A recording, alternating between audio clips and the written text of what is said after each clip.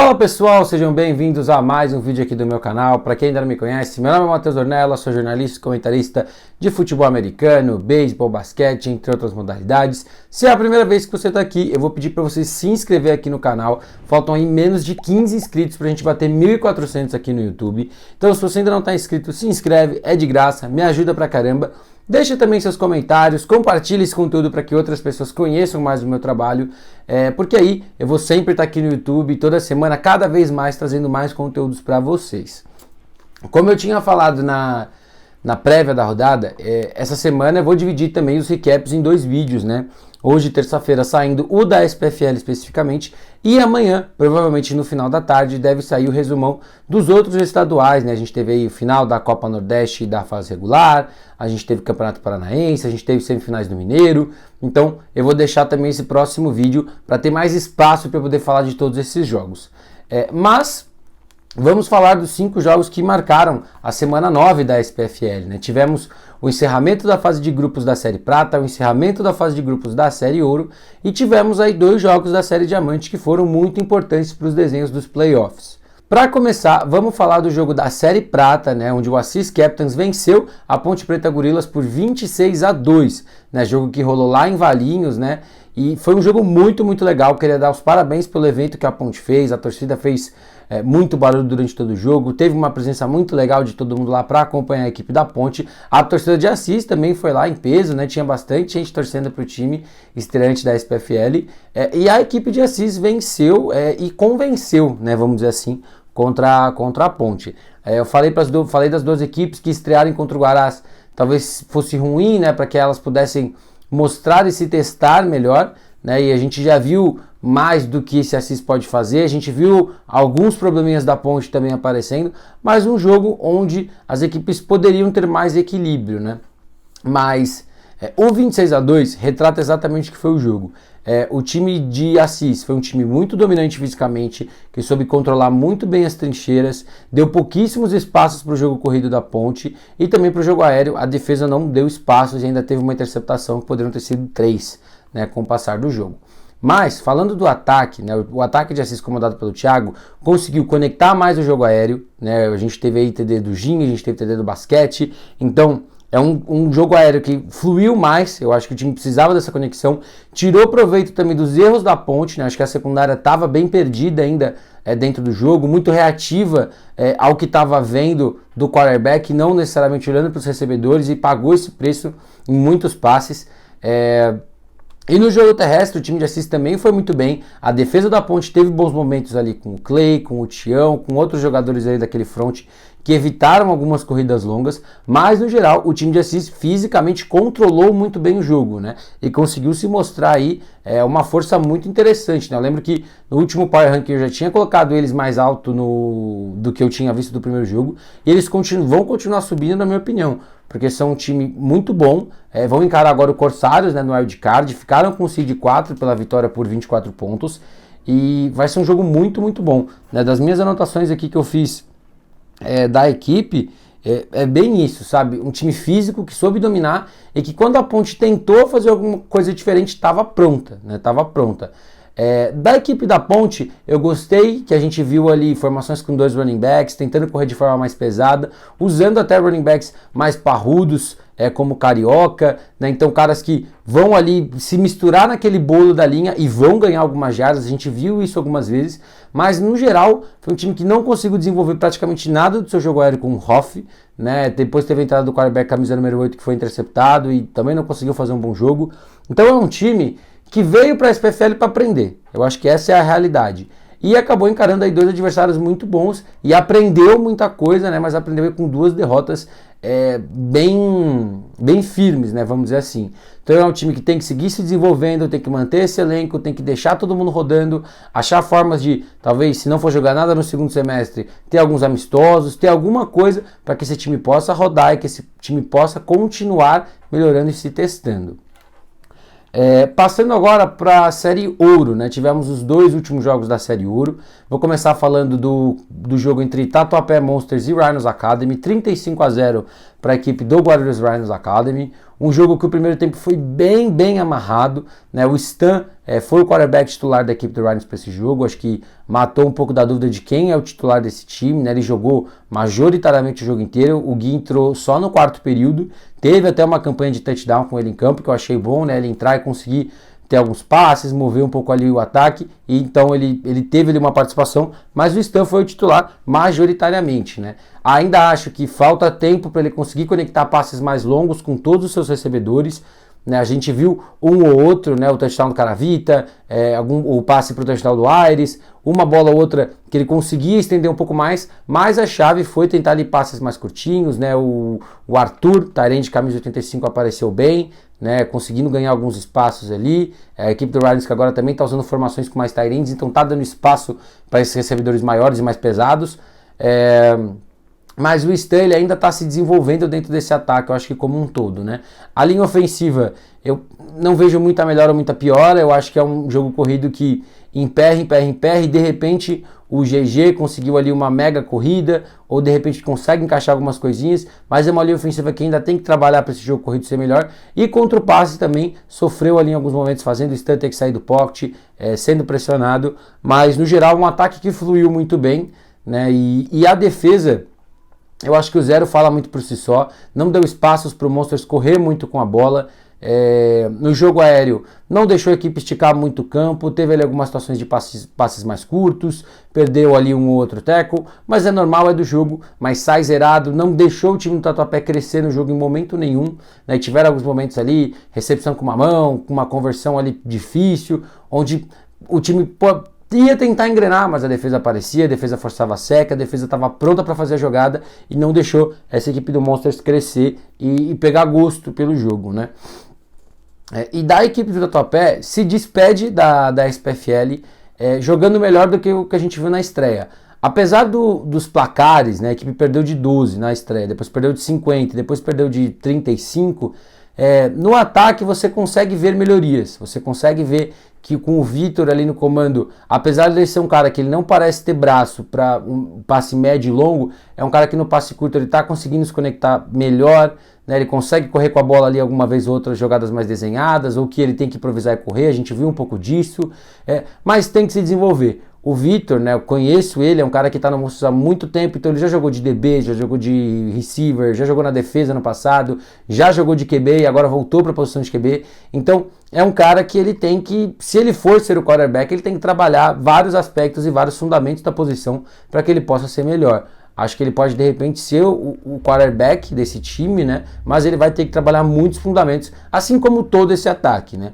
A linha ofensiva não conseguiu produzir muito contra o jogo terrestre, tinha ali um momento ou outro uma corridinha, o jogo aéreo também eram passes mais curtos, então a gente consegue maquiar um pouco de erros de bloqueio, mas é um ataque que vai melhorando, mas não finaliza e não consegue capitalizar quando tem alguns bons momentos, né?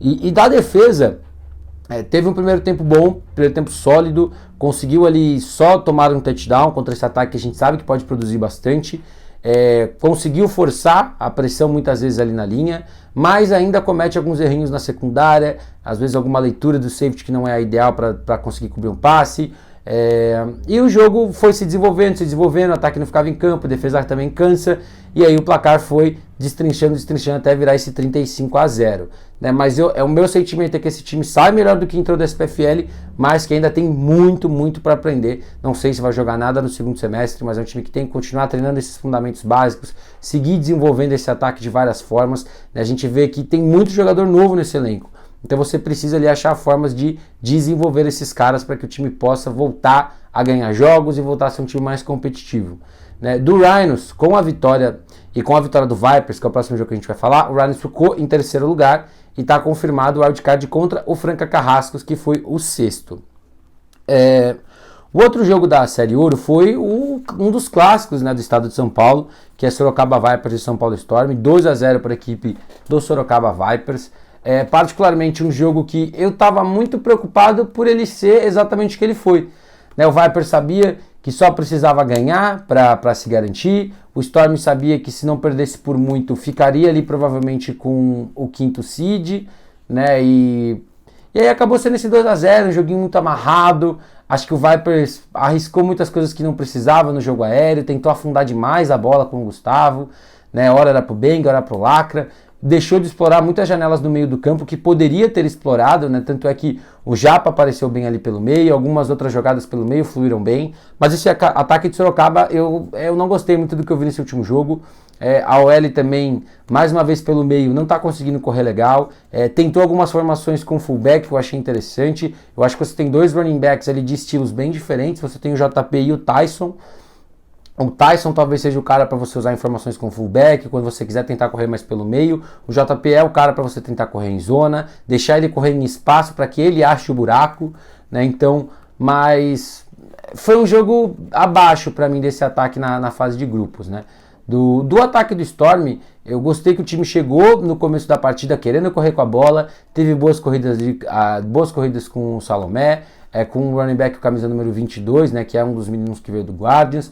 A OL fez algumas mudanças, né, deixou aquele miolo de linha mais pesado para encarar esse front do Vipers, que joga com 3 DLs, então você precisava de um interior mais pesado para conseguir fazer esse jogo corrido fluir, e esse jogo corrido fluiu no primeiro tempo, né? No segundo teve alguns momentos, mas emperrou um pouco mais.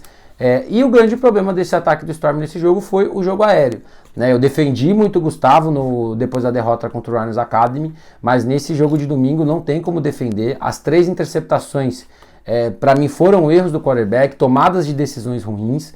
Eu acho que, como ele até mesmo falou na entrevista, a pressão que a defesa de Sorocaba deu fez ele tomar decisões ruins, que foi muito do que aconteceu na Série Diamante. Então ele acaba terminando a fase de grupos com 3 interceptações em um jogo, e ele vai ter que dar uma limpada para os playoffs, porque a defesa do Santos Tsunami também é uma defesa que gera pressão, e também é uma defesa que tem uma secundária que pode interceptar a bola. Então tem que de repente entender quando ele tem que se livrar, quando ele tem que aceitar o sec, quando ele pode tentar produzir às vezes com as próprias pernas. A gente viu algumas jogadinhas ali onde ele podia correr ou fazer o pitch. Então dá uma limpada nisso, né, para os próximos jogos. Mais uma vez, é um menino novo, tem muito para se desenvolver ainda, mas eu acho que ele tem que dar uma limpada boa nisso olhando para os playoffs. E das defesas, o que eu posso falar? A defesa do Vipers, no começo me surpreendeu a forma como sofreu fisicamente contra o Storm. Eu notei e depois perguntei para algumas pessoas de Sorocaba, realmente o elenco deu uma rodada um pouco maior nesse terceiro jogo, então a gente viu alguns jogadores jogando menos, dando mais repetições para caras que precisavam rodar. Isso não justifica, tem mérito do Storm também, mais uma vez, se ajustou ali no miolo da linha para correr bem com a bola e conseguiu correr. Mas a defesa no geral fez um grande trabalho, forçou, acho que foram as 3 interceptações, e eu acho que teve 1 ou 2 fumbles que recuperou, inclusive um que colocou o time na cara do gol no primeiro quarto para abrir o placar, né? Então uma defesa que apareceu muito bem. Nescau é um cara espetacular dentro dessa defesa. A gente viu todo mundo jogando bem ali, né? Não dando muitos espaços para passes longos do Storm, teve um mais no finalzinho, mas um time que soube se montar muito bem e soube capitalizar quando o Gustavo errou, quando o time do Storm não conseguiu produzir da melhor forma. E da defesa do Storm, eu também falo, né? São 12 pontos, mas o primeiro touchdown foi de costas para a parede já, uma situação onde a defesa foi pega ali muito de calça curta, né? Vamos dizer assim, e no geral parou muito do que o Sorocaba quis fazer. Eu concordo com o plano de jogo que o Vipers trouxe para o jogo? Não, mas a equipe do Storm conseguiu pegar esse plano de jogo e parar da melhor forma possível, tomando aí só 2 touchdowns. Eu acho que o aspecto talvez da rivalidade entre essas duas equipes tenha falado um pouco também para esse jogo. A gente sabe que é um jogo nervoso, muitas faltinhas ali em momentos que foram cruciais para atrapalhar algumas campanhas. Então as duas equipes se classificam com esse resultado. O Vipers passa como primeiro do grupo e vai aguardar o vencedor de Storm e Santos para saber quem encara na semifinal. E o outro wildcard é entre Franca Carrascos e Rhinos Academy, onde quem vencer vai encarar a equipe do Cruzeiro Guardians, que com tudo que aconteceu se confirmou como seed 2. Vamos falar agora então da série Diamante, que nós temos aí 2 jogos muito importantes para falar. Vamos começar falando por Rio Preto Valles 42, Ocelotes Futebol Americano 0. A volta, brincadeiras à parte, do Rio Preto Valles à SPFL, depois de ter aí desde março sem jogar pela SPFL. E o time voltou mostrando porque é o favorito, e na minha opinião, vendo tudo que a gente está vendo dos outros times, é o favorito disparado desse ano. né? O Caravita está muito afiado, foram mais de 200 jardas passadas, 2 touchdowns, correu para um touchdown, correu quando precisou, quando a defesa do Ocelotes conseguiu ali cobrir bem os passes. E o ataque está muito redondinho. Muitas faltas ali também da linha ofensiva, verdade seja dita, mas que... Desculpa. Mas que correu bem com a bola, com seus 3 running backs, tanto com o Alvarenga, tanto com o Vini, quanto com o Choque. Os 3 conseguiram ter boas repetições. Deu tempo para o Caravita desenvolver o jogo aéreo. E assim, foi um jogo dominante. A palavra é essa. Rio Preto, o Vailers dominou a equipe do Ocelotes de uma forma que eu achei que não conseguiria, que foi fisicamente. Eu achei que a equipe do Ocelotes ia conseguir entregar nesse aspecto. Eu achava que tecnicamente era uma equipe que bateria de frente, mas eu achava que fisicamente poderia complicar o jogo, poderia fazer o jogo ser mais complicado. E o Rio Preto começou com o pé na porta. Na primeira campanha de ataque, acho que foram 4 ou 5 jogadas para um touchdown. Na segunda campanha também muito rápido para fazer um touchdown. E no segundo tempo, quando já estava vencendo por 28-0, se deu o direito de colocar o Verlang, que é o quarterback reserva, né? E aí, quando você começa a rodar, vai ter alguns errinhos, né? Algumas coisas não funcionam, como eu disse, tiveram muitas faltas que atrapalharam também. Mas se o Caravita joga o jogo inteiro, poderia ter sido um placar muito maior, né? Se a equipe fica ali com o pé no acelerador, poderia ter sido um placar muito maior. Do ataque do Ocelotes, como eu disse, se fisicamente esse time não consegue se impor, fica complicado. Derão ainda teve algumas corridas que ele conseguiu improvisar e ficar perto da primeira descida, ou conseguiu um ou outro first down, mas o jogo aéreo, no começo ele teve um passe para o Aaron Fever, que foi muito bom, mas depois que não conseguiu se achar, foram 3 interceptações, e o ataque não conseguiu mostrar nada. E assim, muito mérito dessa defesa de Rio Preto, mais uma vez, uma defesa que mudou o seu sistema e que está pronta, vamos dizer assim, para o que os ataques tentaram mandar.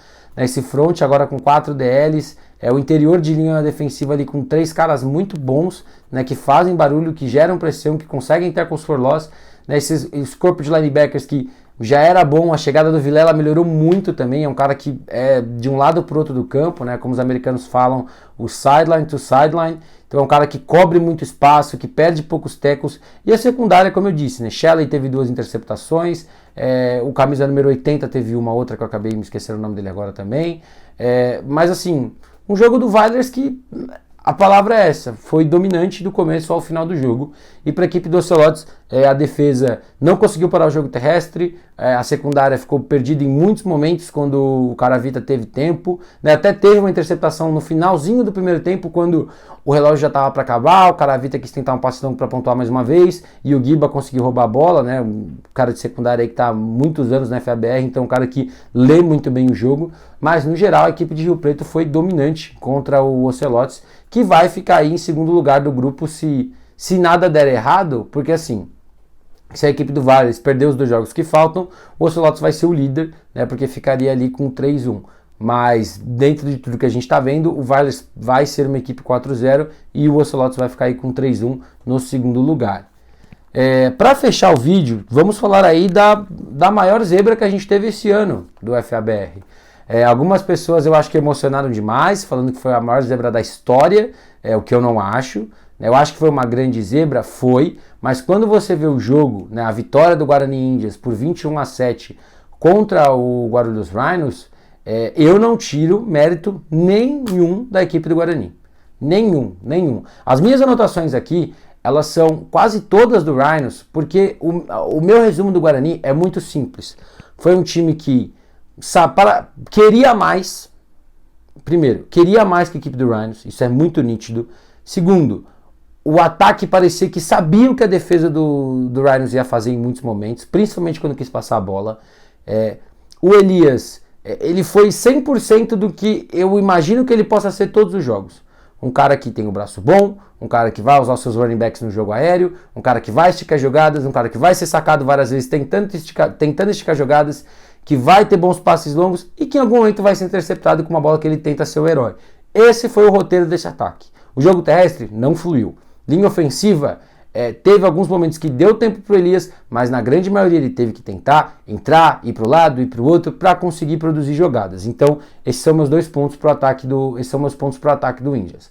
Para a defesa, um front que gerou muita pressão, não deu espaços para o Rhinos correr com a bola, fez o Catulo ficar desconfortável, puniu e muito o interior da linha do Rhinos, né? Assim, a linha como um todo teve altos e baixos, mas assim, o baixo era muito baixo e o alto era normal. Então, a defesa do Indians tem muito mérito nisso tudo, né? Então, o meu resumo é isso. E também, verdade seja dita, quando a defesa do Indians errou, a equipe do Rhinos não soube capitalizar. Tirando, com exceção, a uma falta, né, que foi um ataque ao passador, ou alguma falta pessoal, que na jogada seguinte teve o touchdown do Rhinos. Tirando isso, a defesa fez tudo o que podia para parar essa equipe do Rhinos e segurou esse ataque a um touchdown. Falando agora da equipe do Guarulhos Rhinos, vamos começar fazendo o contrário, vamos falar da defesa primeiro. Contra o jogo terrestre, muito bem. Forçou, pelo que o Felipe do Mapa falou nas estatísticas, foram 5 ou 6 sacks, muito bem. Jogo terrestre desenhado do Indians não fluiu. O jogo terrestre, quando o Gobi improvisou, fluiu em algumas vezes, teve boas corridas, mas em outras equipes não deu muito espaço, não deu muitas jardas ou forçou sacks. Então, o front tem um papel muito importante nesse jogo. A secundária deu muitos espaços para passes curtos. O Gobi tirou muito proveito do protótipo de linebackers que o Rhinos tem, que são caras mais pesados, né? Então talvez eles deem mais espaço para esse jogo aéreo fluir, que foi o que aconteceu.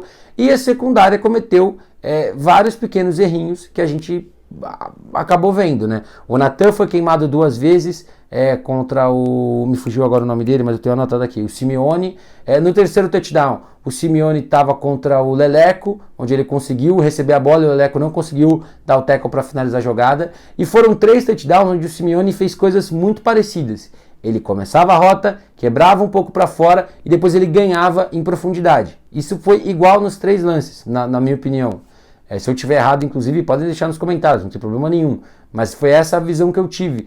Mas, mais uma vez, o ataque do Indians parecia saber exatamente como a defesa do Rhinos ia reagir a tudo que eles tentassem fazer. E esse jogo aéreo fluiu muito bem. Então, assim, foi um jogo onde a derrota é culpa da defesa? Não. Mas a defesa tem uma parcela de culpa em, de repente, entender o que da defesa que poderia ter sido ajustado, ser melhorado, ou o que esse ataque do Indians conseguiu identificar que no vídeo tá dando para perceber, entendeu? E do ataque, vamos lá. Eu falei isso nas respostas do Instagram, que eu tô deixando todas as segundas-feiras, e vou falar aqui de novo. Eu poderia vir aqui e falar, foi o Catulo, foi a OL, foram os recebedores, foi o fumble na linha de uma jarda do Finex. Eu poderia apontar e abraçar qualquer narrativa que eu quisesse com qualquer um desses elementos. Mas, na verdade, é o ataque, é a unidade. Nada está funcionando da forma que esse time quer ou deveria estar rodando em 2023. O Catulo teve a sua pior temporada na SPFL na fase de grupos. A pior. Foi interceptado em todos os jogos. Mais uma vez, mais interceptações do que passe para touchdowns numa partida. A OL, contra o jogo terrestre, os bloqueios não pareciam estar alinhados, não parecia que todo mundo estava bloqueando na mesma jogada, sabe? Algumas jogadas totalmente para a direita e bloqueando caras na esquerda que não teriam impacto na jogada, você está deixando de ter um bloqueador a mais no lado da corrida. Contra o jogo aéreo, teve momentos em que deu muito tempo para o Catulo? Sim, mas teve vários momentinhos onde o Catulo já pegava a bola e tinha que tentar entrar no pocket, ou tinha que tentar ir para um lado e para o outro. Tá até mostrando uma coisa que a gente achava que o Catulo não conseguiria fazer, que é em alguns momentos pegar e correr com a bola. Conseguiu uma primeira descida assim, teve situações assim contra o Dragons. Tem também alguns probleminhas de snap, o snap às vezes vindo muito baixo, muito baixo, muito baixo. E no final do jogo teve um que o Catulo pegou e teve que se livrar da bola. Na campanha ali, que foi derradeira pro final da partida, dos recebedores. Eu entendo que o time sofreu muito com a saída de todo mundo que está fora nesse começo de temporada. A gente não tem nesse elenco o Bigode, o Domingues, o Paulinho, o Guimarães, o Sei ainda está voltando. Eu entendo tudo isso, mas o time tem que se adaptar. O time tem que ser menos previsível. Se eu não tenho nenhum cara com a altura que o Domingues tem para receber esses passes longos, talvez o ideal não seja afundar tantas vezes a bola no toquinha. Muitas jogadas parecidas, conceitos muito iguais. A defesa do Guarani ainda errou algumas vezes, mas em algum momento, principalmente como no final do jogo, conseguiu entender e forçar a interceptação. Então é o que eu falo, é um conjunto. Quando o Catulo teve tempo e o passe foi bom, teve drop. Às vezes o Catulo tinha tempo e o passe vinha um pouco curto ou ia um pouco longo. Às vezes o recebedor não estava no ponto da bola, às vezes o passe não foi bom, e tiveram momentos onde ele conseguiu conectar algumas coisas. A verdade é essa, mas a gente parece que o ataque poderia fazer coisas diferentes, sabe? Poderia se ajustar, de repente investir num conceito de passes mais curtos, tentar algumas coisas diferentes. E mais uma vez, eu entendo, eu não estou nos treinos, eu não estou no vestiário, eu não sei qual que é a realidade do que o sistema pode ou não pode fazer, do que esses caras podem ou não podem fazer. Mas, claramente, alguma coisa tem que mudar. Alguma coisa tem que mudar para os playoffs. Claro, esse time ele pode virar nos playoffs e de repente voltar a ser o relógio que a gente sabe que eles podem ser? Sim, mas nesse momento eu não consigo mais confiar que esse ataque vai dar essa volta por cima. Eu não consigo.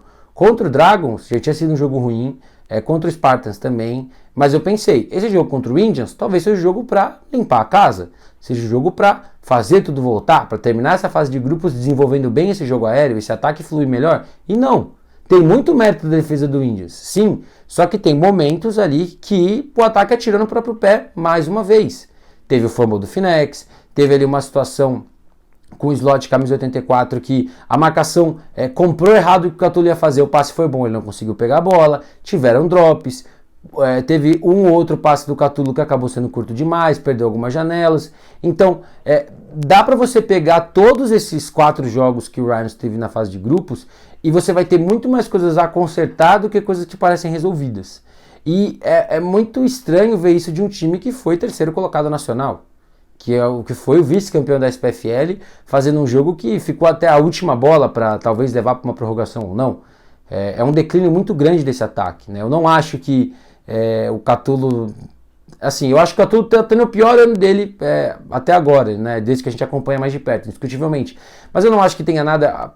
eu mesmo comecei a me questionar quantos anos o Catulo tinha, tudo, mas o Catulo ainda é novo, não acredito em aspectos físicos nem nada do tipo. Eu acho que é trabalhar. Esse time do Rhinos é um time que, pelo que todo mundo fala, o processo para ser melhor é importante. O Catulo falou, esse time não é medido por vitórias ou derrotas, mas as derrotas complicaram muito esse time.